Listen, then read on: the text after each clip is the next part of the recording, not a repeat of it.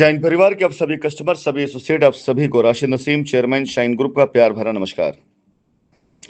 मेरा संदेश मेरे दो तरह कस्टमर्स के लिए है। एक कस्टमर वो जो लीगल में नहीं गए और जिन्होंने कंपनी पर भरोसा करके अपने डॉक्यूमेंट सबमिट किए और कंपनी के दी गई गाइडलाइन को फॉलो करते हुए कंपनी से जाने का फैसला किया। उनको, जैसा कि मैं बार बार कहता चला रहा हूं, कि उनकी जिम्मेदारी हमारी है। हम न्यायालय में सिर्फ इसलिए उनको लेकर के जा रहे हैं कि एक बार न्यायालय को सूचित कर दें कि इनकी लायबिलिटी हम उतार सकते हैं, हमें इजाजत दे दिया जाए। और जैसे ही किसी भी कोर्ट के द्वारा ये परमिशन मिल जाती है, हमें किसी भी जमीन की आवश्यकता नहीं पड़ेगी कि न्यायालय हमें कोई जमीन दे, पैसा दे।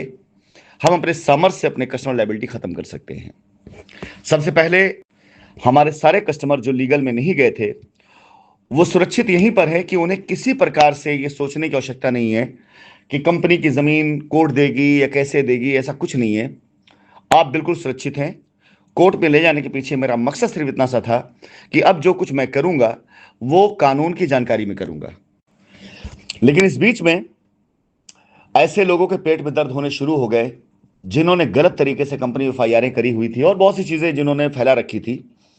पूरा का पूरा एक तंत्र था, मीडिया का, सरकारी डिपार्टमेंट्स का और ऐसे बेईमान वकीलों का पूरा एक तंत्र था जिन्होंने रोक रखा हुआ था कस्टमर की लायबिलिटी उतरे ही नहीं। और अपने तरीके से वो लेकर स्पेशल कोर्ट में जाकर के फर्जी फेक कस्टमर्स का क्लेम करा करके और कंपनी के जो कस्टमर जेन्युइन कस्टमर हैं उनका कोई पुरसहाल ना हो और ये लोग अपने तरीके से जो चाहे वो करवा ले, ये इनका मकसद था। और अगर मैं सामने ना होता, मैं लड़ ना रहा होता, मेरे साथ कोई दुर्घटना घटी होती, तो शायद मेरे ख्याल से आज ये अपनी साजिशों में कामयाब हो गए होते।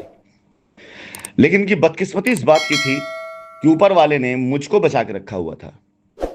जिस व्यक्ति के ऊपर सबसे ज्यादा कीचड़ उछाले गए, उसी व्यक्ति को ऊपर वाले से ज्यादा सुरक्षित रखा। शायद इसलिए भी कि उसको हमें जिताना था, शायद इसलिए भी कि उसे किसी के साथ अन्याय नहीं होने देना था। और आज उसी की देन है कि इन सब के फैलाए सारे आडंबर को तोड़ते हुए सुप्रीम कोर्ट के द्वारा दिया गया स्टे इनके मुंह पर एक तमाचे की तरह से है। अब इसके बाद सुप्रीम कोर्ट एक स्टे दे चुका है, तो आगे जाकर के जल्द से जल्द हम ऐसे सबूत और तथ्य तैयार कर रहे हैं जिसमें हम ये दिखा सके, कोर्ट को कन्विंस कर सके कि मामला ये नहीं, मामला कुछ और है। लेकिन इस बीच में आप सब कस्टमर जो लीगल नहीं, उनको दिक्कत ना आने पाए, उन्हें लंबा ना खींचना पड़े, इसलिए हमने आपके लिए एक रास्ता अलग से निकाला। फिलहाल आप कस्टमर को मैं सैल्यूट करता हूं कि आपको कल भी भरोसा हम पे था, आज भी भरोसा हम पर है।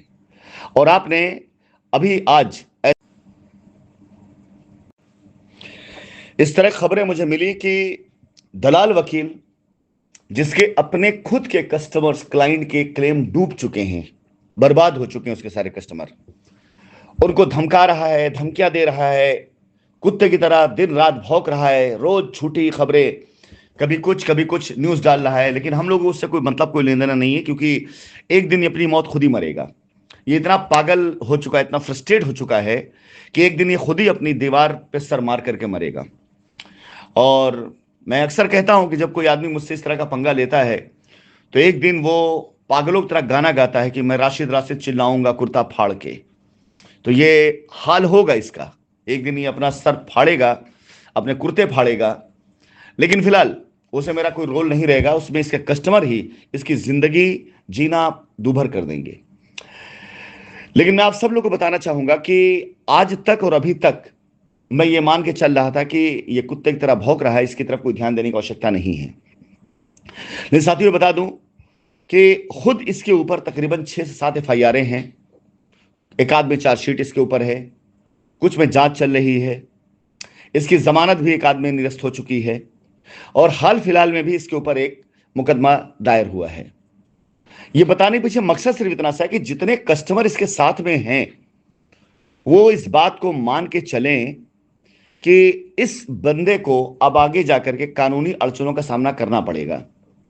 और जब कानूनी अड़चनों के सामने इसको आना पड़ेगा तो आपका क्लेम और आपकी जितनी भी आपसे वादे की ना, सब कुछ पूरा नहीं कर पाएगा। साथ ही साथ इसकी 2019 से लेकर अब तक की सारी करतूतें रिकॉर्ड के तौर पर आज हमारे पास मौजूद हैं, जो कोर्ट में जल्द पेश की जाएंगी। इसकी हरकतें, जो कोर्ट में इसने झूठ बोल करके सरकारी सिक्योरिटी ली, उसके बाद कंपनी की जमीनों को इसने बेचा है, उसमें इसने कमीशन खाए हैं। बहुत ढेर सारे इसके कंप्लेन ऐसे हैं जो तकरीबन आ चुके हैं। साथ ही साथ इसके द्वारा लगाए गए काउंटर एफिडेविट, फर्जी लोगों के जो इसने हलफनामे लगाए, वो सब कुछ आज की तारीख में इसके खिलाफ एक बहुत बड़ा सबूत बनकर तैयार है। मैं सब बातें इसलिए नहीं कहना चाहता था इससे पहले क्योंकि ये सब बड़ी छोटी बात है। इसको इसके अंजाम तक पहुंचाना ये कानून का काम है, मैं भी पहुंचाऊंगा, मेरा भी काम है, लेकिन ये इतना छोटा है इस मामले में, इतना छोटा इस मामले में है कि इसके बारे में बात करके इसको बड़ा करने का मेरा कोई इरादा नहीं था। मेरे सामने आप कस्टमर लायबिलिटी उतारने का लक्ष्य था, वो मेरे लिए बड़ा है। मेरे लिए शाइन रिस्टार्ट करने का लक्ष्य था, वो मेरे लिए बड़ा है।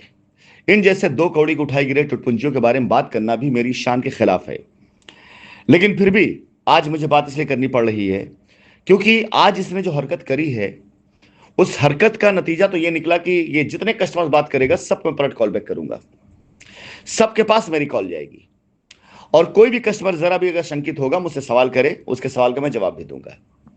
लेकिन ये सारी बातचीत करने के बाद इन सारी बातचीत के सबूत लेकर कोर्ट में भी मैं आऊंगा और ये बताने की चेष्टा की जाएगी कि किस प्रकार से एक व्यक्ति जो वहां बैठ करके कस्टमर का वकील बनने का दावा करता है, वो कस्टमर को ही डुबाने की कोशिश करता है, और जिस कंपनी के ऊपर भाग जाने का आरोप लगाता है, वो कंपनी जब अपने कस्टमर का पैसा जमीन देने की कोशिश करती है तो उसे रोकने की भी कोशिश करता है।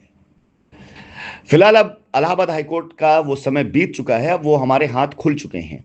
ऐसा नहीं है कि उस वक्त हमारे हाथ बंधे हुए थे, लेकिन अब हमारे पास हर तरह के सामर्थ्य है ऐसे लोगों से और ऐसे लोगों की हरकतों से निपटने के लिए।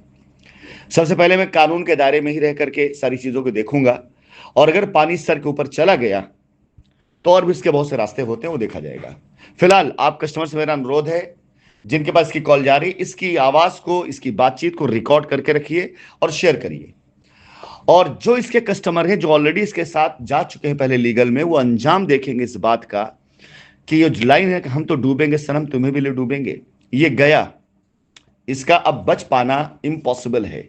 लेकिन साथ ही साथ इसके सारे सारे कस्टमर वो डूब चुके हैं। अब आपका भी बच के निकल पाना इम्पॉसिबल है, और आपसे समझौता करना तो ना बिल्कुल पॉसिबल ही नहीं है, सिवाय इसके कि अगर इसके ऊपर अगर आप कोई केस करके आते हैं तभी आपका स्वागत है, अन्यथा इसके साथ आप भी डूबे, मेरी से फर्क नहीं पड़ता है।